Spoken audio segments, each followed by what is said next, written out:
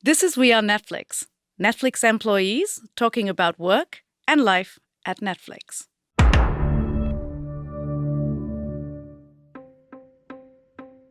I don't want to sound like a sycophant because I'm on the WeAreNetflix podcast, but genuinely, this was one of the best studio experiences I've had, in my 30, 40 years out in Hollywood.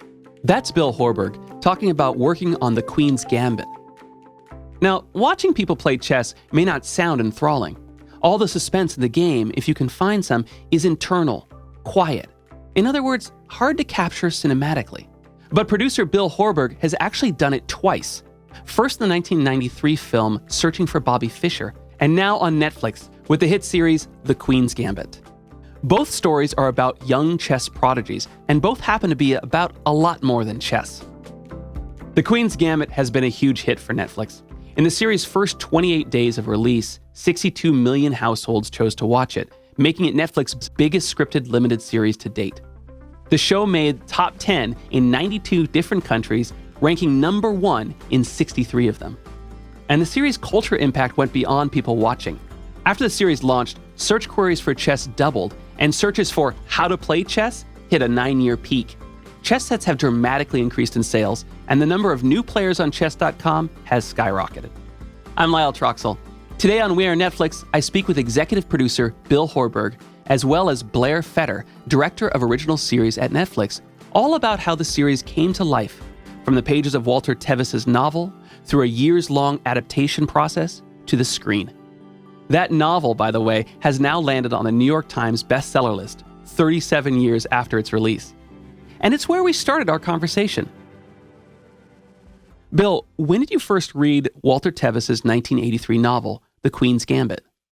Well, I was tipped off to the book by the wonderful author Michael Ondaatje, writer of The English Patient. I met him through Anthony Minghella when we were making The Talented Mr. Ripley. And Ondaatje told me this was one of his favorite books and that it was something that he read every couple years to remember how to write. He was just so admirable of the craft of the storytelling of Walter Tevis. So he's no slouch. And, with that kind of recommendation, I ran out to buy the book and I just consumed it and loved it and started wondering why hasn't anybody, made a movie out of this. And lo and behold, when I went to track down the rights, it turned out they were held by an old friend of mine, a wonderful Scottish man who's a producer and a screenwriter named Alan Scott. And then Alan kind of became a partner in this project, yeah? Well, Alan let me become his partner. He had actually acquired the rights probably in the late 80s, early 90s. And he had been at it for about 10 years or more by the time I tracked him down. And I just said, I love this book and I'd love to help. And, if there's anything I could do to join forces with you and see if we could get this over the hill, I'd love to team up. And he was gracious. And we started working together. And at that time, we were really focused on making it as a feature film. Alan, in fact, had written a feature script, his own adaptation of the book. And we went to a number of different directors, starting with Bernardo Bertolucci, who Alan was in discussions with, really way back in the day. There were always a number of high-end filmmakers interested in this material. My friend Tom Tickfer was going to direct it, and he and Alan and I worked on a draft of the script together, but then he went off to make Perfume. I brought it to Mark Forster, I brought it to Frank Oz, and eventually I brought it to Scott Frank, who I just had a strong hunch would really connect to this, probably because he wrote Little Man Tate back in the day, and I could tell that he was already kind of leaning into this territory of exploring, child prodigies and genius characters, precocious characters. And Scott loved it, and he and I ran around trying to find a home for it. But it never quite added up. It's not a really inexpensive story to tell because it moves all around America, and then it moves to Europe, and it takes place in 7 or 8 different cities. And when you're having this earlier conversation with Scott, Frank, you're also talking about it as a film, which makes it a secondary challenge. Yeah, we were focused on making it as a film, Scott and I, and this was in the aughts, probably 2005, 6, 7 in there. And, there still was a market at that time for independent films and, financing and distribution. But the kind of cost value equation of this just never quite lined up to crack the code. Bill, were you worried about producing this, that you'd be labeled as a chess movie maker, considering your wonderful success with Searching for Bobby Fischer? It's very funny to me that I kind of started my career, and maybe now I'm in the twilight of my career, bookended by these chess stories. But I didn't really come to either of them through chess. I'm not a chess player myself. I really came through the books. I was given the book of Searching for Bobby Fischer by Scott Rudin. And when I was at Paramount, we had a deal with Steve Zalian, and we were looking for something for him to adapt, for himself to direct. And I just loved that memoir. It was so beautiful as a father-son story, and really about parenting and about competition and the nature of competition between kids. So it was in the chess world. And of course, that was a big part of it, but the themes and the relationships are what really drew me to it. And I would say the same with Queen's Gambit. It has a wonderful, exciting sports narrative, but what made me think that this could really be a more universal story and accessible to an audience beyond people who play chess or care about it in any way was really the character of Beth Harmon and her trauma and her coming of age and her tremendous emotional journey in this piece. And that just carried me along as a reader. And I thought, if I'm having this level of experience, I think an audience would really connect to her in the same way. So Alan Scott's in love with it. You're in love with it. Scott Frank's in love with it. It's 10 years ago. And then fast forward, Blair, will you tell the story from Netflix perspective? How did you first hear about the pitch of Queen's Gambit as the title? It started with the limited series Godless, which was a feature film that Scott had written like 15 years before and had never quite found a home to get it made as a movie.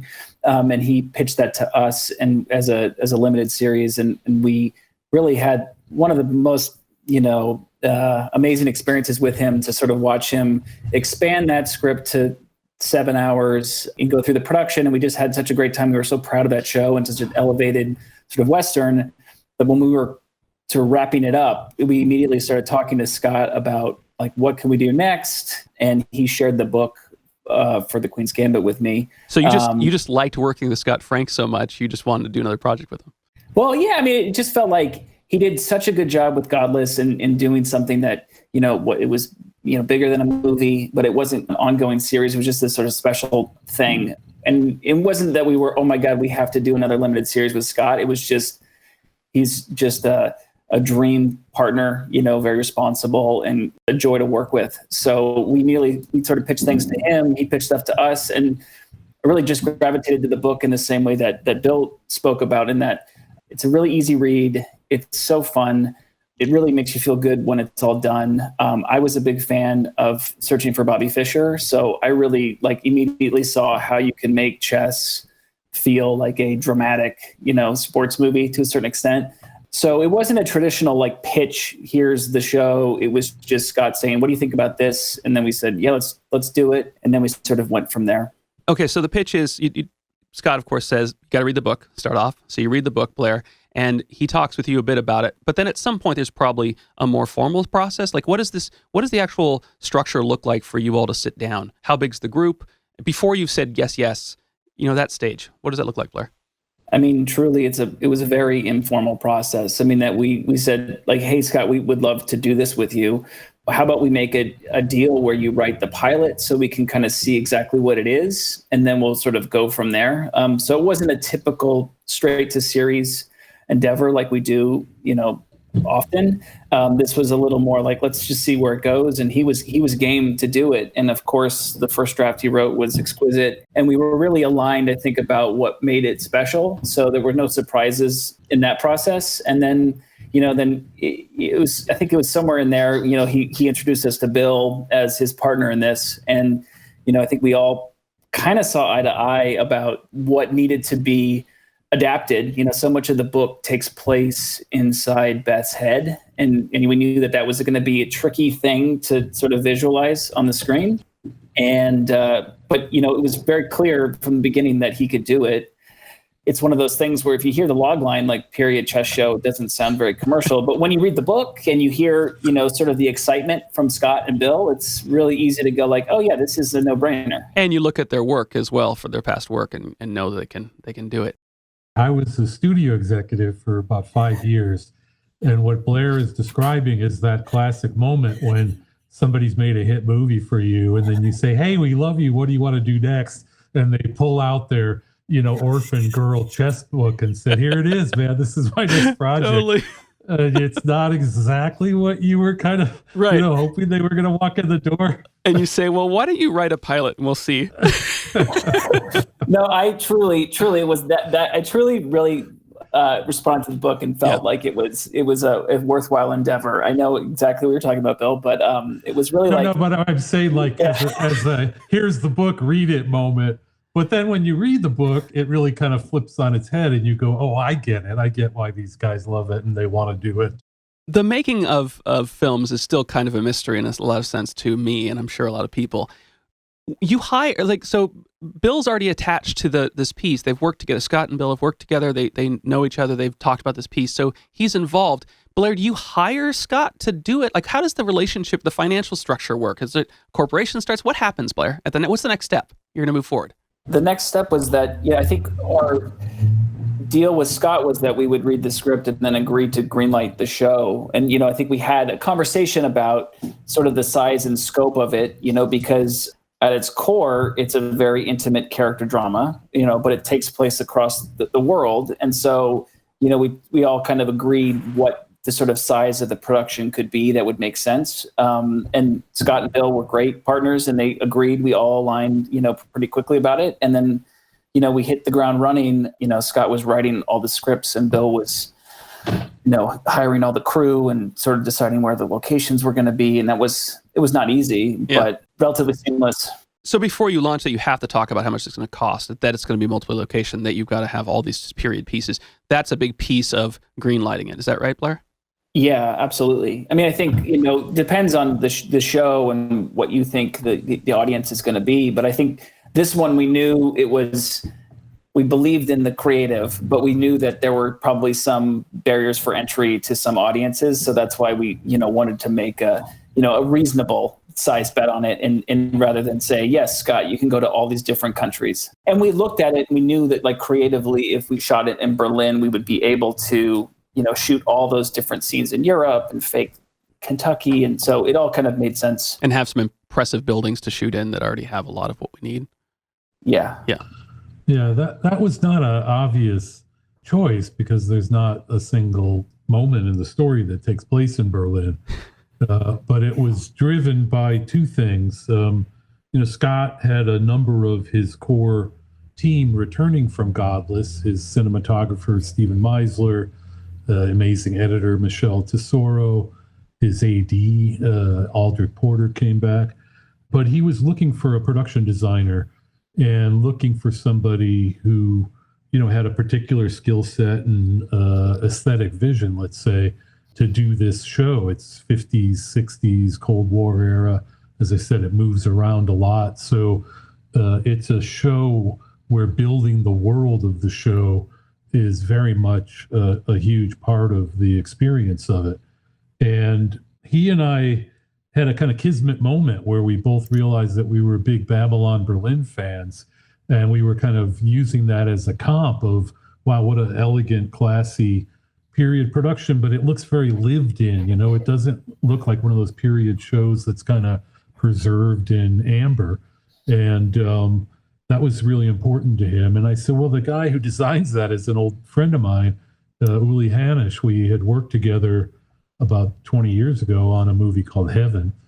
And I said, let me call him up and, send him the book and see if he's available, interested.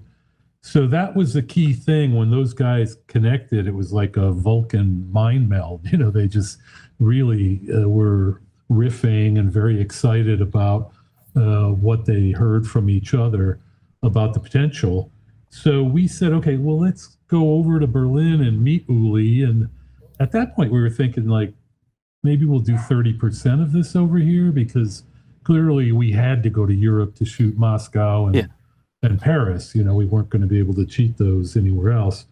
But once we got there, it just became a revelation to us because all of Berlin is basically built after World War II. So the architecture in every aspect really lent itself to this show. And there's so much of it that's interiors. So it's hotel rooms, it's high school gyms, it's ballrooms, it's lobbies, and certain number of halls. And by the time we left Berlin, I think maybe it was only about a 5-day trip. It seemed obvious to us that we could do our stage work there, and then we walked into this place and we said, this is Las Vegas in the 1960s, here in the middle of Berlin. How is this possible? And so the pieces just kept tumbling that way. Mexico City was probably the last thing. I was a skeptic.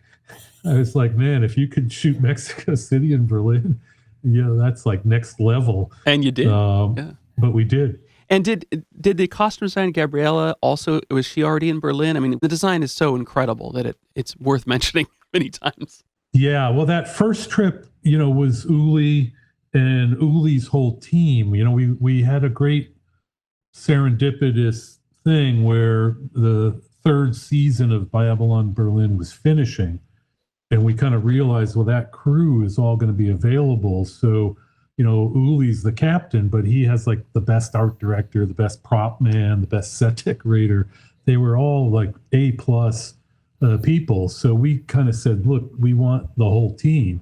We also met with probably the best line producer I've ever worked with, a German man named Markus Logs, who has now got a second career because Scott cast him to play Lushenko, the penultimate Russian grandmaster that Beth defeats in the Moscow tournament.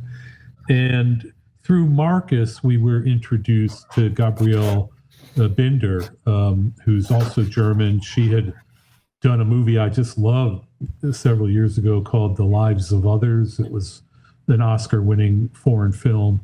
So we met her, and she joined the team, and we tried to go local as much as we could, except for the people that had continuity with Scott. Blair, it sounds like Bill and Scott just pulled together these amazing people they wanted to work with. What was your job in this? Just to sit back and go, yes, they're doing great. Explain the process of what you do. Yeah. So as a creative executive, we're tasked with greenlighting the next shows that are going to be on Netflix and making sure they're as great as possible and being as supportive to the filmmakers as possible. So on this one, because we had such A-level talent at the top between Scott and Bill, it was, obviously it's a real luxury and privilege to work with them. So while all that was happening, Scott was adapting the book into the 7 episodes. So we were, reading those scripts with Scott and, bringing up questions, and we were really aligned with him about kind of the goals for the adaptation, how to shine a light on what's going on with Beth without having to be inside of her head, like in the novel.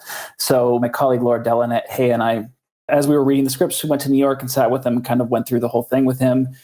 We talked a lot about the different casting. You're sort of just holding the hands of the filmmakers along the way and helping them solve all the different challenges. So, while they're on the ground talking about Berlin, we're looking at all the lookbooks for all the different designers that they're trying to hire. And obviously on this one, it was a real privilege because all the choices they wanted to make were, pretty good. Amazing. Were there times, Blair, where you're like, ooh, this has to change? Or, as a team at Netflix, we feel like something has to change here? No, I'd say this one, we didn't really ever butt heads on any creative, throughout the production. I think when we were in post, there's always sort of a push and pull about, specifically when you have a writer-director who's really passionate about the material, there's a little bit of push and pull about sort of the length of episodes and sort of the, the pace. And that's always sort of a discussion. And again, Scott and Bill were real fun partners to have in post. And you kind of act as like sort of the first audience and give them the sort of first set of feedback. But I mean, I would say of all the shows that I work on, this one really, we were in lockstep along the way. So there was never a lot of, hey, Scott, you should change this. Or change that. Okay. That's your perspective. Bill, was there a lot of pushback from Netflix saying you got to do this, you got to do that? Well, since I'm on the podcast, WeAreNetflix. No, I was going to say, I don't want to sound like a sycophant because I'm on the WeAreNetflix podcast, but genuinely, this was one of the best studio experiences I've had, in my 30, 40 years out in Hollywood. From the top down, Cindy Holland, had read the book and kind of blessed moving ahead with this. And Peter Friedlander and Blair and Laura were, great daily partners just through the, rough and tumble of any production. And they were extremely supportive. They were very clear at the beginning. This is kind of the box we want to fit in. We don't see this on the scale of a Godless, and we don't see, the audience necessarily having the potential of that, which we understood and agreed with. And, they gave us a kind of template budget, and then we went through our process and we had to actualize everything. But, we were able to hit the target. And, from putting the casting director on before we really had, all the scripts, it was just kind of one vote of confidence after another. Our first choice was Anya Taylor-Joy. She read the book and loved it. Scott met with her in London, said, "This is who I want to star in it." It was a very quick yes. And probably one of the most impressive things I've seen from my point of view was the very quick support we had for the casting of Marielle Heller, because that was not an obvious choice by any means. It was really a leap of faith on behalf of the network, knowing that she's a brilliant filmmaker and she had been an actress, but she didn't have any body of work to look at to really say, hey, yeah, she could do this. So it was just Scott and I saying, we really love her and think she's got what it takes. Marielle Heller, of course, plays Alma Wheaterly, which is Beth's adopted mother. And you knew her as a filmmaker. Well, Scott had been her mentor at the Sundance Lab on her first film. So they had a very close relationship, and he had already kind of shepherded her through that process. So he knew that she was an actress who had become a writer and now a director, and was kind of a triple threat, hyphenate. And she had a very small role in one of his previous films that he had to cut out, actually. So he kind of owed her one. So why was her casting unusual to you? Did you feel like the studio would have, in another situation, a studio would have stepped in and said, "This is the actor we want to promote this for this project"? Yeah, it's a very significant role in the piece, and I'm much more accustomed to the kind of pressure to cast a certain level of marquee name who the studio feels they can, then use to hang the marketing on. But in this case, I think with Scott, the fact we already had Anya, we had Bill Camp, we had Thomas, there were other pieces in place already that felt like this is a really strong ensemble. But nonetheless, I got to say, I can't think of any other studio that would have really so quickly, supported us creatively and said, we're going to back your play here. Blair, is that a risk for you? Did you look at her and go, well, she doesn't have a long history? Were you questioning that decision? Did you think about speaking up? I think under other situations, maybe. But again, it was sort of like what Bill said, is like we had our cast that was looking remarkable.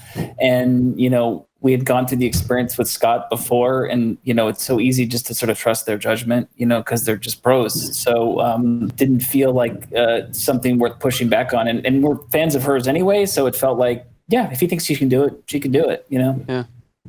All right, let's talk a little bit about chess. Bill, you worked, as we talked about earlier, worked on Searching for Bobby Fischer. And at that time, you worked with the chess expert for this piece as well, Bruce Pandolfini. And Tell me about bringing him in, and when did you bring a chess expert in?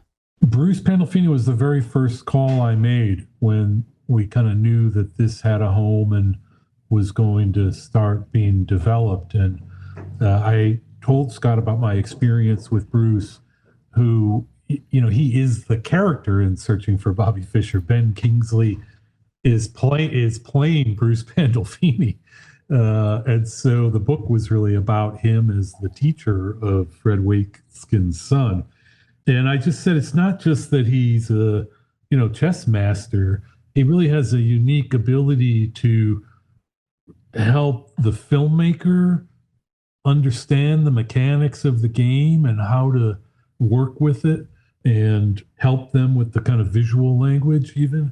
But he has a real gift to talking to the actors and just making them relaxed and comfortable and teaching them quickly to be able to look like they've been playing chess their whole life. And, the volume of games in Queen's Gambit was exponentially greater than Searching for Bobby Fischer. I think at the end, we had developed like 300 complete chess games that were going on, foreground and background.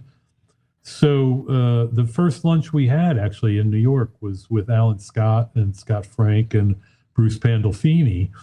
And there was a wonderful moment because I'd known Bruce for 25 years, but I had no idea that he actually had been hired by, I think it was Random House, to be Walter Tevis's consultant when he was writing the book, The Queen's Gambit. And not only that, he was the guy who suggested the title of The Queen's Gambit to Tevis. So it was this great feeling like, oh my God, we're like sitting here with The Queen's Gambit, like he's right at the table.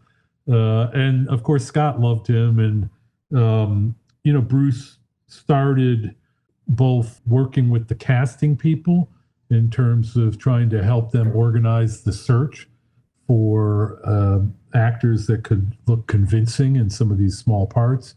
And then also reading the scripts and, kind of giving Scott his authenticity, smell test kind of pass.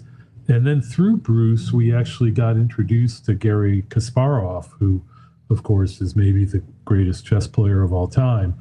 And we met Garry in New York. And that was another thing where there was just a kind of surprise dimension to it where, we knew he'd have amazing technical advice around the chess in the show, but what we didn't quite expect was that his own personal biography and even his age kind of mirrors Beth Harmon to a certain degree. And so he was able to talk very personally about growing up in that era, being a child prodigy, the family dynamics, the school dynamics, the getting into the Soviet chess system, the fact that those KGB agents are with Borgov in Mexico came from Garry Kasparov. He just said there's no way a guy like that would be able to travel around internationally without, minders who are kind of shadowing him.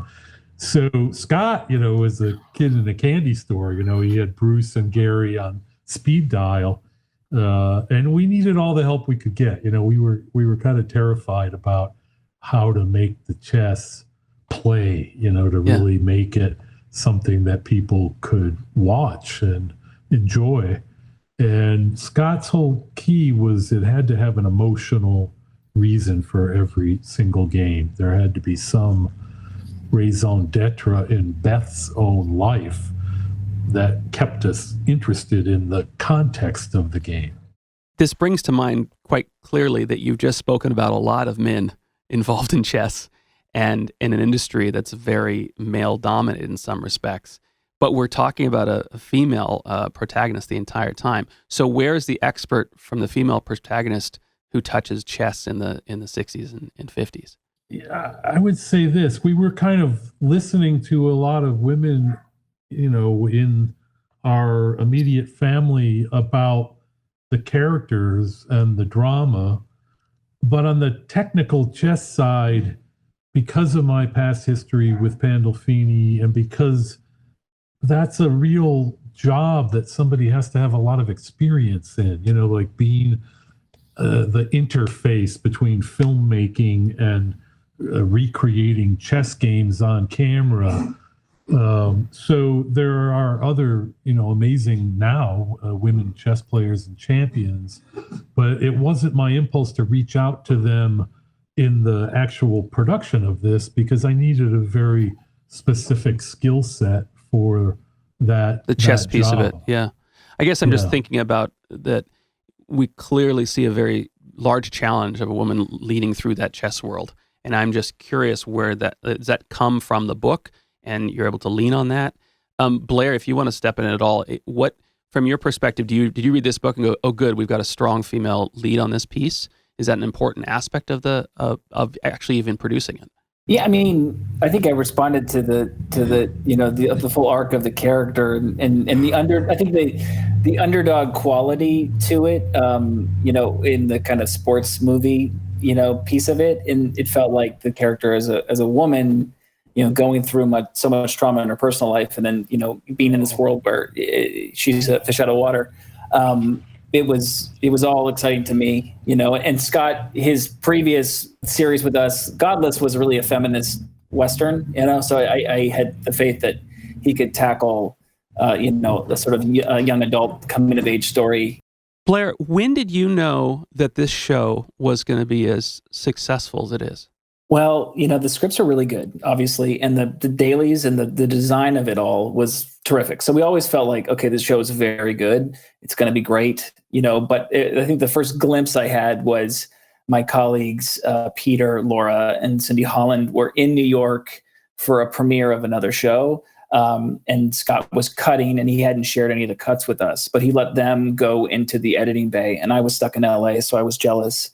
But they all came out of that meeting and all pinged me separately to sort of say like, whoa, it's incredible.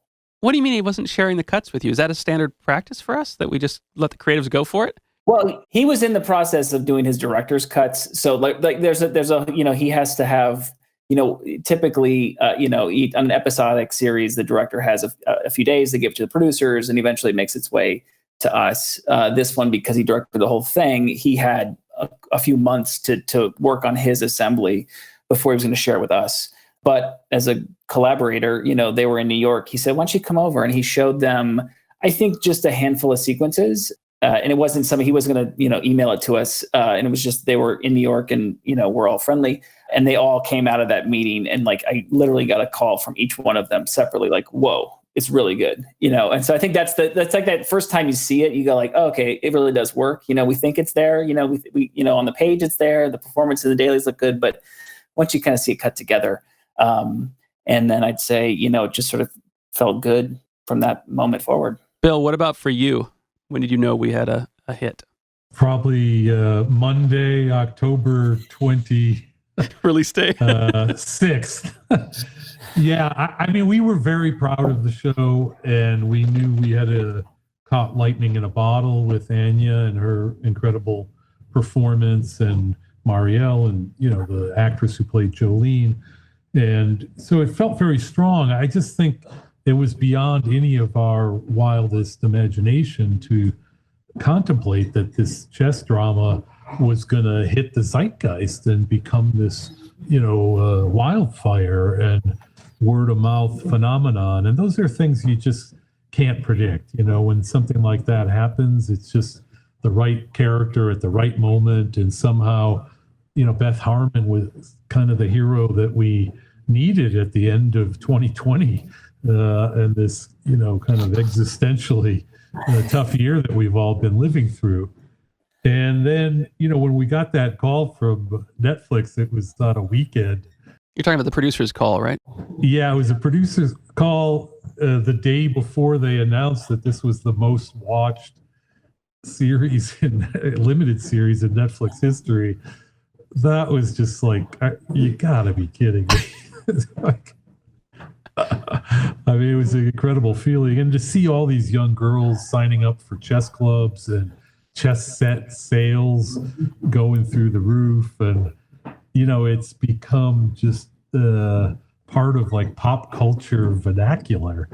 And I don't think anybody involved with this in their wildest dreams could have seen that happening. or we would have like bought stock in chess set manufacturer companies.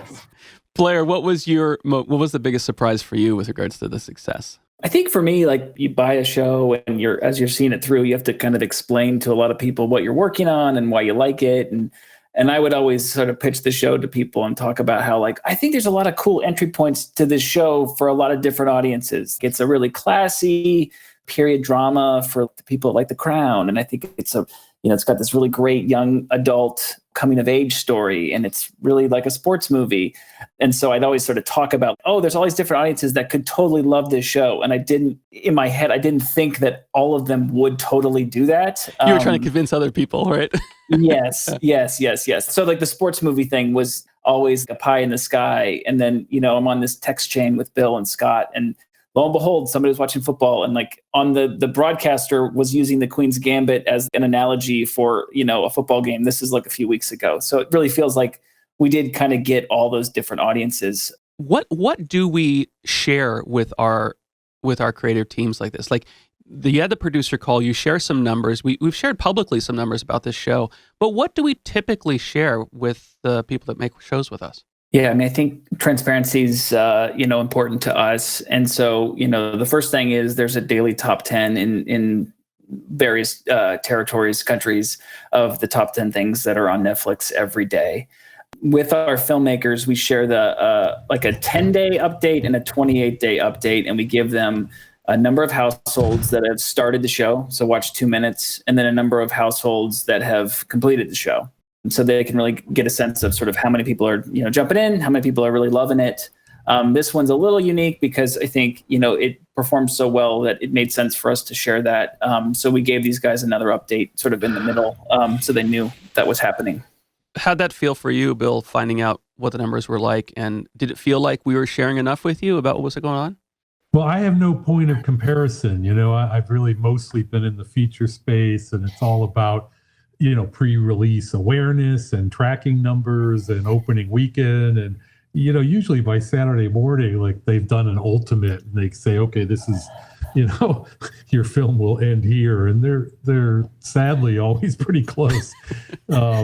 So this has been kind of a super fun learning curve for me, really getting a peek under the hood of the whole marketing machine at Netflix was really interesting and impressive, and I was really loving all the creative materials that they created, and also it's so like not about an opening day for them that it was very counterintuitive for me. Well, we're just going to drop the show on October 23rd and see what happens. They're like, what do you mean drop the That's show? not a Thursday. What are you talking about? Yeah. So I've really been hungry for every little aspect of kind of watching how this works and seeing how it goes down. And I'm curious now, of course, like, well, where are we at now? Once you get into that, once you get the taste, you want it more and more? Well, that whole thing of like the metrics of household starts and completes, and it's just a different language. And the top 10s in different regions and such, yeah. Yeah, how it's working internationally. Why do we share this information with the creators? Like we've hired the team, you made the decision to put the money down and actually pay for the show. Congratulations, by the way, Blair. And and they produce it and they make this amazing piece. Why do we feel like it's important to share this information about how well it's done? I mean, we're not doing a commission-y kind of thing. We don't, like in traditional, it's like opening weekend ticket sales, some of the people are above the line and actually get a percentage of how much money the film's going to make. That's not the situation here. So why do we share it? Man, I just think we want our partners, I think, to, know exactly how our consumers are engaging with the material that they've sweated for the last 2 years creating. It's just, to me, it's always been something that's, well, before we started sharing more information, it was always kind of, I always struggled because I wanted to be able to tell them exactly all the number of people. But now that we do it, it's really rewarding. So people know exactly how many people that they've entertained. It sounds like you're all working together as a really collaborative team in some ways. So it seems like you would want to share information. That does make sense. I'm glad we're doing it as well. And it's been so exciting to see from the outside at some level, how successful the show has been. And of course, my family's in love with it. So thank you, Bill, for making it, and Blair for greenlighting it. Blair, how much, like, you had to do a prediction, and Bill even mentioned earlier that the amount of money that potentially could have been spent on this was slightly reduced, and you always have to control budget and everything. Blair, how did you decide where that cap was? And obviously, you could have spent a lot more on it as well because it's done so well for us. Have you made some learnings on that with regards to budgeting, in regards to the stats that have emerged from it? Well, I mean, I think it's really like an art and a science, and that you can. It's really easy to look at what you think a show is going to be. I mean, obviously, you buy it because you sort of have a sense of what it is going to be and how big the audience is. But at the end of the day, it's really just sort of like intuition and judgment that is, I think, driving those decisions. So yeah, like this one, we knew that it couldn't be a teeny tiny show because it was going to be a global spanning saga. And a period piece as well. Yeah, it's just about finding that healthy balance to really deliver on the spectacle of it, but also not make it impossible for success. If you run into another show that has some kind of similarity to this, are you going to go and look at metrics to figure out if you're going to do it or not? Or is it still going to be kind of like, if I like it and I like the people and I think it's a good show? Like, how do you make that decision as someone who decides to say yes or no to shows? Well, I think it's really just about the kind of core of the character journey at the heart. And that was something that I think, looking back, it was always undeniable along the way. And the sort of period chess component of it was always the thing that I think threw people for a loop, but it was just a great story about a great character. And so I think you kind of go back to that core, and then that's where you kind of make that judgment call about sort of how many people can connect with that character. And it's always going to be a bet. That's what we do, and that's what's so fun and thrilling about it. So it will be hard.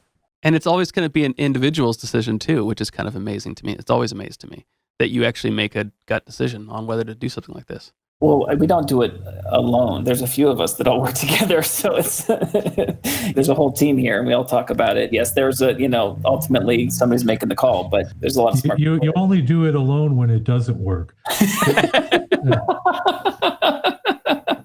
Then they can point to you and say, "Great idea, Blair." When it works, it's a crowded family. Let me close let me first ask you, either of you wanted to say anything else about the project or working together? I want to say again, from my point of view, producing, teamwork is something that I would say really described my experience with Netflix. Studios can get very balkanized, and you can deal with a lot of internal politics at different places. And I really felt none of that here. I mean, the post-production team and the production team and the marketing team and the publicity team and the people who were doing the international dubbing and all of it, it really felt like everybody was talking to everybody, that everybody was on the same page, that people were like rooting for each other and, wanting to help each other. And so that's, fantastic. And as a filmmaker, it's what you want, to really feel like your compasses are all pointed in the same direction. And so then, you can refine and fine tune, and, because they weren't micromanaging us, then you're all ears when they do have notes, and you're very open to hearing them. And so I felt like that was kind of endemic of the process, that when they had something to say, it was always on point and not, like sometimes with studios, you go, what movie did are you calling the right producer, or is this like a different project that you're referencing here? And what about for you, Blair? This one was just an overall, delight to work on. Like we loved working with Scott. It was so much fun to get to know Bill on this and to see these two, deliver exactly what they promised at the beginning. And it's just been really gratifying to sort of see the world embrace something that, I've had the privilege to enjoy for the last couple of years, in various stages. So it's very gratifying. Well, thank you both. Well, let's find out what you've been watching. Blair, what have you been watching lately?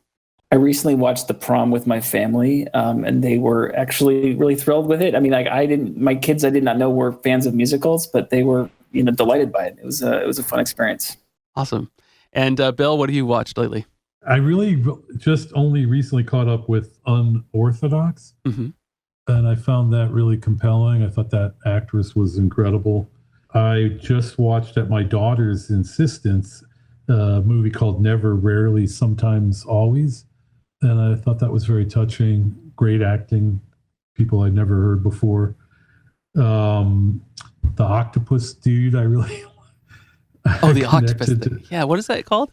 Octopus Teacher, is that what it's called? That's a great piece. Yeah, I mean, that was so beautiful to look at, but also really moving.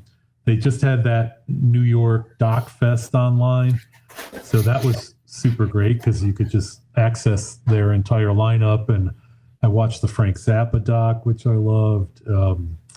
I watched this movie called The Dissident, which was pretty harrowing, about the murder of Jamal Khashoggi. And I just watched that Alex Gibney doc. That was also incredibly harrowing, totally under control. It sounds like the list you're making needs to be a public record so that other people can pick it up. Bill has seen every movie and references all of them. And so as somebody who's watched a lot of movies, he makes me feel very uneducated when he references incredible movies from the 60s that I've never even heard of. Not just not seen, not even heard of them. Well, Bill and Blair, we have come to the final of our time together. And I just want to say that I was so excited to talk with both of you because I so much enjoyed the show. What a pleasure. Thank you very much for sharing all this information about how the production actually gets created. I really appreciate it. Thank you, Lyle. Thanks for having us. And We Are Netflix. We Are Netflix is hosted by Lyle Troxell. He's a senior software engineer at Netflix.